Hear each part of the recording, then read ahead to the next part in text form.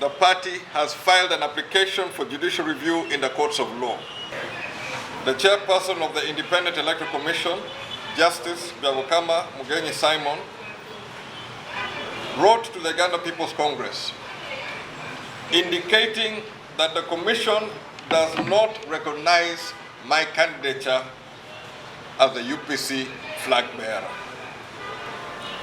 This is despite meeting all the requirements to be nominated. In compliance with the Constitution and the electoral laws, UPC presented all the requirements for the nomination of its flag bearer. Obtaining endorsement for the candidate with a surplus of the 98 districts which were required, which were verified and confirmed by the Electoral Commission as required by the law. From the onset, I want to reject the decision of Honorable Justice Byabukama Mugenyi Simon to deny the Uganda People's Congress its constitutional right to present a presidential candidate in the upcoming elections. The right to contest in an election is a constitutional right that should not be subject to the discretion of the Electoral Commission. I therefore take it that the decision of the Independent Electoral Commission was unfair, intended not only to undermine the sanctity of our Constitution of Uganda, but also to subvert the Uganda People's Congress and its constitutional right to participate in a general elections with a presidential candidate. In view of the above, the party has filed an application for judicial review in the courts of law and believes that justice shall be served through the judiciary and that the Independent Electoral Commission shall accept my candidature as the UPC presidential flag bearer.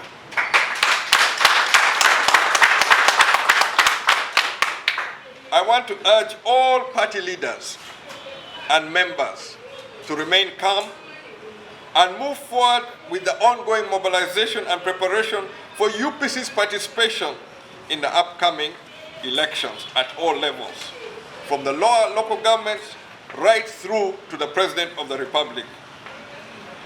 I wish to congratulate all UPC flag bearers who have already been nominated for various local government positions. As we are handling this matter at hand, I want to inform the entire membership and the general public that all our flag bearers for members of Parliament are set for nomination next month.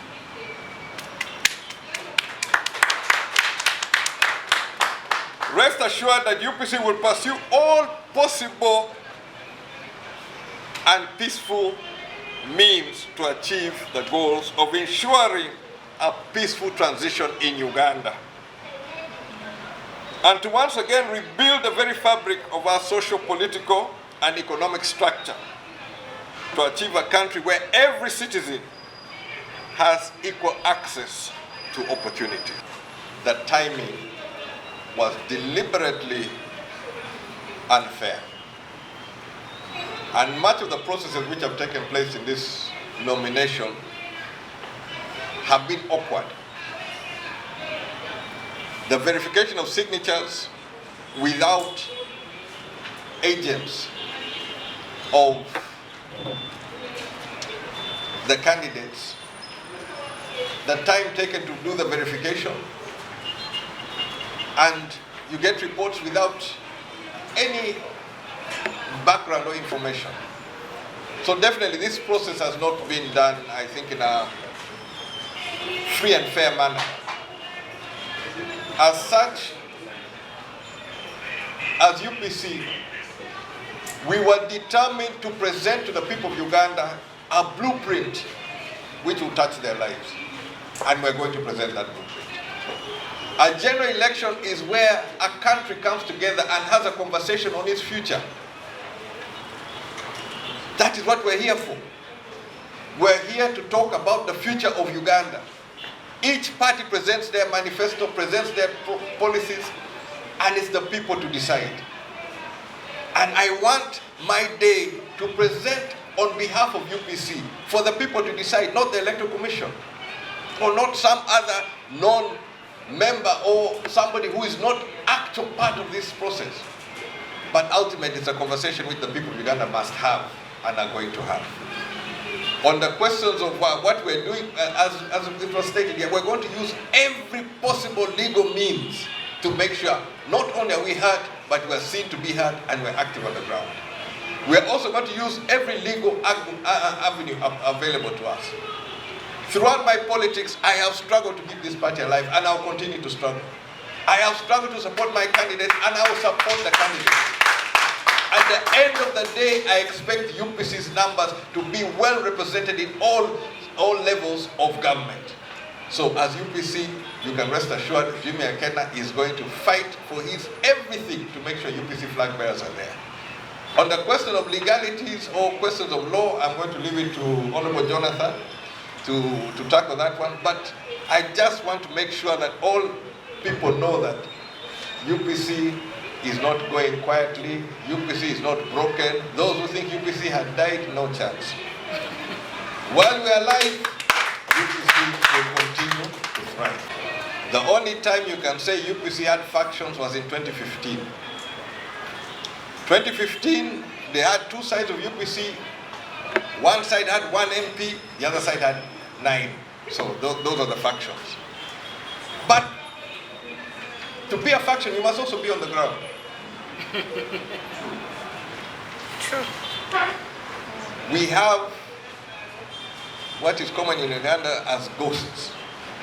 Ghost functions.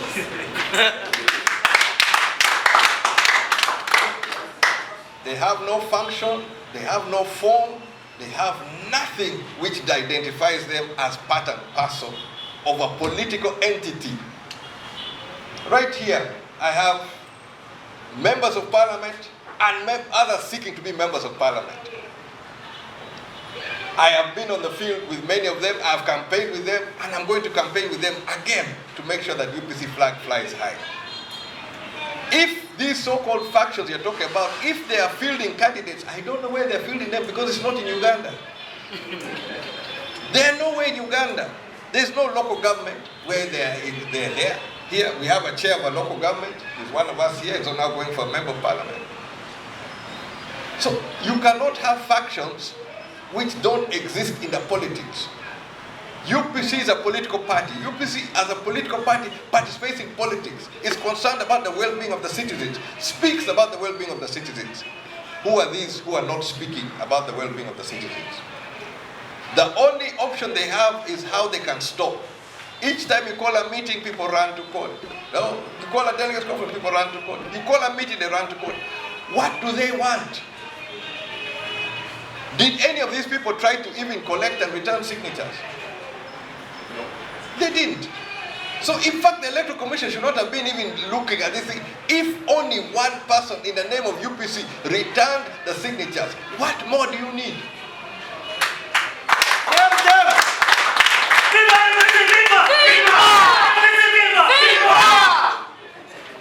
Recently, at the iPod meeting, I was there with Justice Bemukama. Who was I representing? UPC. I was there as the UPC president. I've been in parliament for the last 5 years on the UPC ticket. So, what is this issue? Faction. Why do you bring it up? If they really want, let us go to the field. We contest. End of the day, we'll see who is on the ground, who is not on the ground. So, this isn't of factions. I don't know. Me, I know only UPC. And when I go to the field, I only know UPC. When I see a UPC flag bearer, that is the one I will support. And that's the same for all. I will ask all members of UPC. Look for your UPC flag bearer and put your support there, because UPC is here to work for the people of Uganda.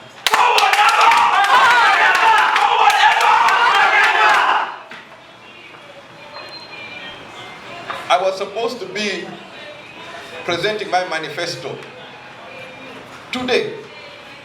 We had scheduled our nomination today, and I was going to present a manifesto to the people of Uganda. I am still going to present this manifesto. But I want to distinguish, this manifesto is not a wish list, it's not just a talking thing.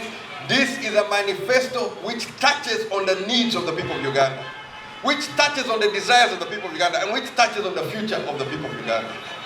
When I unveil this manifesto and the campaign, then some people will begin to realize why it is that there are those who do not want Jimmy Akena on the ballot. As Jimmy Akena, I've always talked on issues. For me, this campaign is about issues. Not about personalities, not about this or that, but about the issues, and the issues which affect the people of Uganda. The person on behalf of UPC who presented signatures is Jimmy Akena. There is no other. And even satisfied. So, where does the issue come about? Clearly, there's internal or external interest in the matters of UPC. I will not go into other details because I'll leave that to the lawyers, but clearly, this is not something which just happened. Because never has it ever happened that a candidate is disqualified before nomination. You members of the press, has it ever happened in the history of Uganda? How is it now in 2025 overreach? One candidate being disqualified. This candidate has prepared for this day. 20 years in parliament, honing the skills. Been in politics long before. How many opportunities do you get to stand as a member or as a presidential candidate? It comes once in a lifetime. How sure, if I look around, how sure any of us are going to be around in 2031? We don't know. The question is now. Why now? I'll leave that to those who have tried to undermine UPC, but I'll assure them UPC is not dying. Not today, not undermine. Of the Uganda People's Congress Parliamentary Committee, comprised of the honorable members of parliament that have been introduced. But before I do that, I would like to recognize the presence of the district chairman of Amolata district, who is also our flag bearer for the upcoming parliamentary elections in Kyoto. So on behalf of the UPC Parliamentary Conference, we are here to show solidarity with the party president of UPC and the flag bearer for the 2026 general elections for the office of the President of the Republic of Uganda. As a parliamentary conference, we are deeply concerned and vehemently reject the sabotage by the Independent Electoral Commission of Uganda through its panicky ruling that was delivered yesterday, purporting to disqualify the Honorable James Michael Akena, who had met all the legal requirements under the Constitution of the Republic of Uganda to be nominated for the upcoming elections. We are concerned that the Independent Electoral Commission has abandoned its core mandate of being the adjudicator between political contestants for the office of the president and opted to unlawfully, illegally disqualify the party flag bearer for UPC.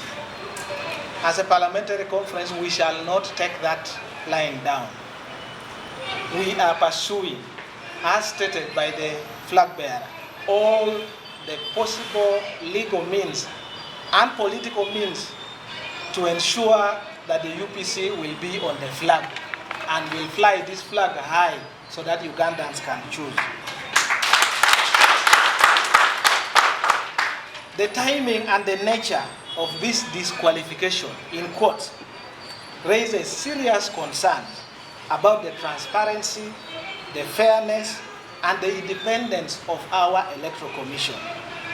We believe that Ugandans deserve a free and fair process where the leaders are chosen by the people, but not by an administrative body like the Electoral Commission.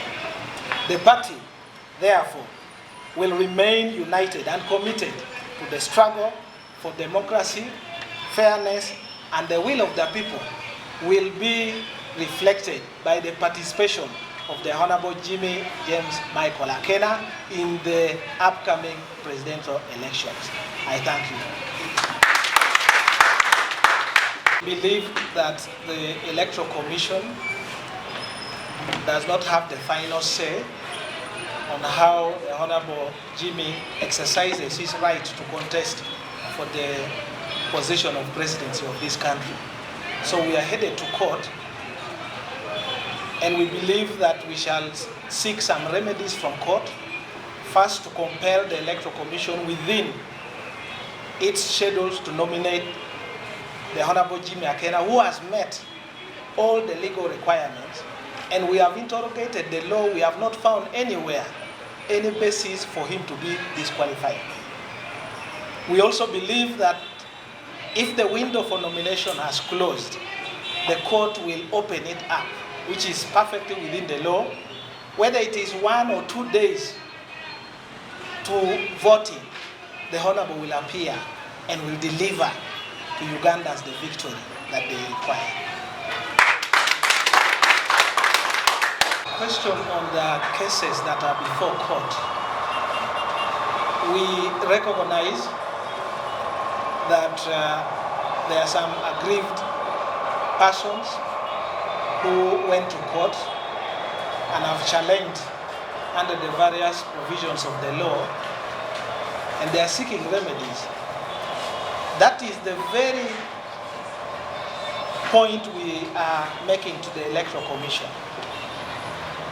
because the decision the Electoral Commission took offends the rule on sub judice. Once a matter between parties is filed before the courts of law, all administrative tribunals are stopped. They are not allowed to make decisions. The UPC is not the only political party in this country having internal disagreements. There are some political parties that even its very existence is being questioned in court, but their flag bearers have been cleared for nomination. No one can question the existence of UPC. In fact, many of them out there were nurtured. They were raised by UPC. So we are telling them, we are telling the Electoral Commission, and this is a point that I think we need to take serious, that the chairman of the Electoral Commission, who is a distinguished judge, I think missed sitting on the bench to give decisions. When he made that judgment, that ruling, I think he had forgotten that he was a chairman of the Independent Electoral Commission and not a judicial officer. He should clearly choose where to sit, because this matter was not a matter that he should have entertained. Thank you.